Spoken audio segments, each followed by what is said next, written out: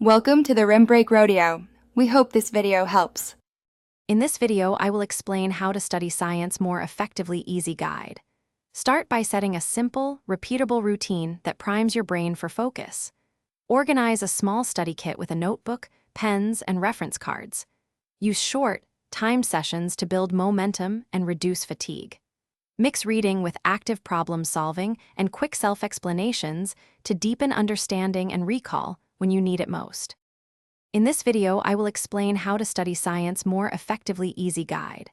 Practice active techniques like retrieval and self-explanation to turn facts into usable knowledge. After reading, close your notes and try to recall key points or solve a related problem. Use diagrams to link concepts and spot weak areas. Repeat these cycles with short breaks to lock learning in longer-term memory and keep sessions engaging and efficient. In this video, I will explain how to study science more effectively. Easy guide.